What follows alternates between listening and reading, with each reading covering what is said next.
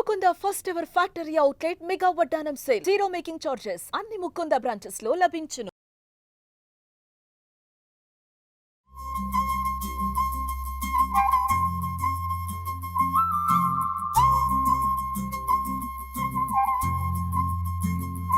Suman TV ప్రేక్షకులందరికీ దసరా పండగ శుభాకాంక్షలు. రవ కేసరి ప్రసాదం. రవ కేసరి చేయాలంటే జనరల్గా ఏం చేస్తామండి, పాలు గీళ్ళు పోయాం కదా, నీళ్ళతోటే ఉడికిస్తాం.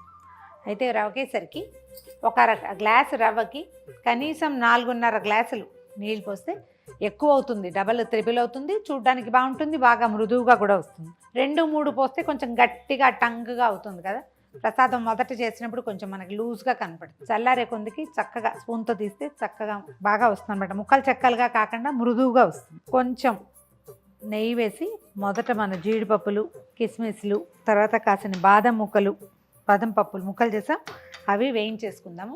రవ్వ బాగా వేయించి తర్వాత నీళ్ళు పోసుకోవాలి. అయితే మనకు ఏం చేయాలంటే, మనం ఎంత రవ్వ చేయదలుచుకున్నామో దానికి ఒక 4.5 గ్లాసుల వేడి నీళ్ళు పక్కన సిద్ధంగా ఉంచుకుంటే రవ్వ కేసరి స్పీడ్గా అవుతుంది, ఎక్కువ టైం పట్టదు, ఆ ఉండలు గచ్చకాయలు కాకుండా చక్కగా వస్తుంది. స్టవ్ సిమ్లో పెట్టి వేడి నీళ్ళు పెట్టేద్దాం. కిస్మిస్లు, తర్వాత జీడిపప్పు, ఆ తర్వాత బాదం పప్పు ముక్కలు సన్నటి చీలికలు చేశాను, వీటిని వేయించేద్దాం. బాదం పప్పు, పచ్చి బాదం పప్పు కంటే ఒక అరగంట నానిస్తే తోలు కూడా వచ్చేస్తుంది. నేను కొంచెం అప్పటికప్పుడు కట్ చేసేసరికల్లా మనకి బాదం పప్పు ఎక్కువ కనిపిస్తుంది కదా. వేగిన పప్పులు తీసేద్దాము. కాస్త పప్పులు నలకలున్నా ఏం పర్వాలేదండి, హల్వాలో కలిసిపోతాయి. ఇంకా కొంచెం నెయ్యి వేద్దాము. ఇక మళ్ళీ వేయమన్నమాట. కప్పు కాకపోయినా కనీసం అరకప్పు అయినా నెయ్యి వేస్తేనే బాగుంటుందండి. ఈ రవ్వని ఇందులో పోసేద్దాం. నేను ఇంకో పని ఏం చేశానంటే, ఈ రవ్వ కేసర్లు వేసుకోవడానికి కుంకుమ పువ్వుని పాలల్లో వేసి పెట్టాను. ఎంత ఎక్కువసేపు నానితే రంగు అంత బాగా వస్తుంది, రుచి కూడా బాగుంటుంది. ఆ నీళ్లు కాగే లోపల రవ్వని కమ్మని వాసన వచ్చేదాకా దోరగా మీడియం ఫ్లేమ్లో, సిమ్లో కూడా కొంచెం తక్కువ మంటుంటే బాగుంటుంది. బాగా కమ్మని వాసన వచ్చేదాకా రవ్వ కొంచెం రంగు మారాలి, మాడకూడదు, కొద్దిగా కలర్ మారితే బాగుంటుంది. ఇప్పుడు ఏం చేద్దాం అంటే, పక్కన స్టవ్ మీద పెట్టుకున్నాం కదా వేడి నీళ్ళు, జాగ్రత్త ఇవి మీద పడుతుంది. అస్సలు ఉండకట్టదు, బాగా వస్తుంది ఇట్లా వేడి నీళ్ళు కనుక పోస్తే. కాస్త పెద్ద గరిటె తీసుకోండి. నాకేమిటో ఇలా చిన్న గరిటెతోటి చేసే అలవాటు, అందుకని ఇది తీసుకున్నాను. కొద్దిగా కలుపుతూ ఉడకనివ్వండి. మనం పోసిన నీళ్ళని మొత్తాన్ని ఈ రవ్వ పీల్చేసింది చూడండి, దగ్గరకు వచ్చేసింది కదా. కదిపి చూసినప్పుడు బుడగలు రావటం తగ్గింది అంటే ఇక ఉడకటం మానేస్తుంది, మనం వేసిన నేతిని వదిలేయటానికి సిద్ధపడుతుంది. చూడండి ఇలా వస్తుంది కదా, అడగండి, తెరలుగా కనిపిస్తుంది. ఇలాంటప్పుడు ఏం చేయాలంటే, కోల్చి పెట్టుకున్న పంచదార ఒక గ్లాసుకి 1.5 పడుతుందండి. అంత మాత్రం వేయకపోతే రవ్వ కేసరి రుచిగా రాదు. 1కి 1.5 పంచదార కొంచెం ముదురు రంగులో ఉంది. బ్రౌన్ రైస్ లాంటివి ఏవైనా, పామ్ షుగర్స్ లాంటివి ఏవైనా హెల్తీగా కూడా వేసుకోవచ్చు. పంచదార వేసాక ఒకసారి మొత్తం కలపండి. ఇంకా పెద్దగా పైన నెయ్యి వేయక్కర్లా, మనం ముందే వేయించేటప్పుడు వేసాం కదా, ఎక్కువ అక్కర్లేదు. కొంచెం అవసరాన్ని బట్టి ఒక్కొక్క స్పూన్, 1/2 స్పూన్ అలా వేసుకోవచ్చు. ఏమైనా అడుగంటుతుంది అని అనుమానం వస్తే వేద్దాము, లేకపోతే అక్కర్లేదు.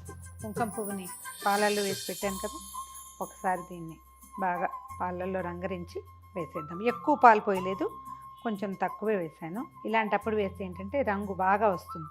ఫుడ్ కలర్ ఏమీ వేయలేదండి, పొట్టిగా కుంకుమ పువ్వే. ఒకవేళ మీకు చాయిస్ ఉంటే ఫుడ్ కలర్, ఆరెంజ్ కలర్ది ఏదైనా నీళ్లు పోసినప్పుడు కనుక వేసేస్తే రంగు ఈవెన్గా వస్తుంది. నాకు ఇంత మాత్రం కలరే ఇష్టం. ఇది మనం ఒక 2-3 గంటలు నానిస్తే ఇట్లా రిచ్ కలర్ వస్తుంది. మనం మొదలు పెట్టంగానే పాలలో వేసామనుకోండి లేత రంగు వస్తుంది. కొంచెం సమయం ఎక్కువ తీసుకుంటే కలర్ రిచ్గా వస్తుంది అన్నమాట. ఎంత రిచ్ కలర్ వచ్చిందో చూడండి. ఇదేంటంటే పొద్దున 10 గంటలకే కుంకుమ పువ్వు నానబెట్టడం వల్ల వచ్చిందనమాట. 1 స్పూన్ నెయ్యి వేస్తున్నాను పైన. పంచదార పాకం వచ్చేసింది మన కింద చూడండి. ఇందాక ఎట్లా మనం నీళ్ళు పోసి నీళ్ళతో ఉడికినప్పుడు ఎట్లా వచ్చిందో సేమ్ అదే మెథడ్. మనం దీన్ని తీస్తుంటే అడుగున అది తెర వదులుతుందా లేదా అనేది చూడాలి. చూస్తే తీసేస్తే సరిపోతుంది. ఇంకా ఇది కాసేపే మనకి ఇలాంటి కన్సిస్టెన్సీలో ఇలా ఏమంటారు వేసినప్పుడు ఇలా ముక్కగా తెగి పడుతుంటే ఇది కరెక్ట్ కన్సిస్టెన్సీ. ఈ సమయంలో తీసేసేయచ్చు. ఇప్పుడు ఏం చేద్దామంటే అడుగు అంటుతుందేమో ఒకసారి చూసుకోండి. మాడదు కానీ అడుగును కొంచెం పట్టుకుంటుంది. దాన్ని కదిపేసేయాలి ఎప్పటికప్పుడు. అప్పుడు మొత్తం హల్వాలో కలిసిపోతుంది కేసర్లో. ఏలక పొడి వేద్దాము. పంచదార వేసి గ్రైండ్ చేసి పెట్టాం దీన్ని, అందుకని తెల్లగా కనపడుతుంది. మీకు ఒకవేళ చాయిస్ ఉంటే మన వెనిలా ఎసెన్స్ కూడా వేసుకోవచ్చు అండి. లేదా ఈ పైనాపిల్ ఫ్రూట్ ఎసెన్స్లు దొరుకుతాయి, పైనాపిల్ ఎసెన్స్ అలాంటివి వేసినా కూడా నైవేద్యానికి ఏం తప్పలేదు, వేయచ్చు, పర్వాలా. గుమగుమలాడేలాగా చేయటమే కదా మన ఉద్దేశం. ఇందాక వేయించి పెట్టుకున్న బాదం పప్పు, జీడిపప్పు, తర్వాత కిస్మిస్లని ఇందులో వేసేద్దాం. స్టవ్ ఆపేసేయచ్చు. మనం ఇది తీస్తుంటే అది తేలిగ్గా సర్దుకోవాలన్నమాట. ఈ కన్సిస్టెన్సీలో దించేసేయచ్చు. ఏదైనా ఒక బౌల్లో కొంచెం నెయ్యి వేసి అందులో ఇది వేస్తే అడుగు అంటుకోకుండా ఉంటుంది. ఈ గిన్నె వేడి వల్ల ఇది అడుగు అంటుకోకుండా అవుతుంది అన్నమాట.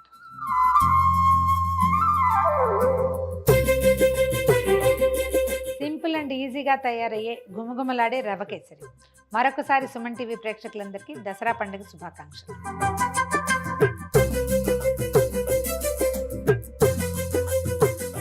Anchors Jewelry courtesy by Mukunda Jewelries.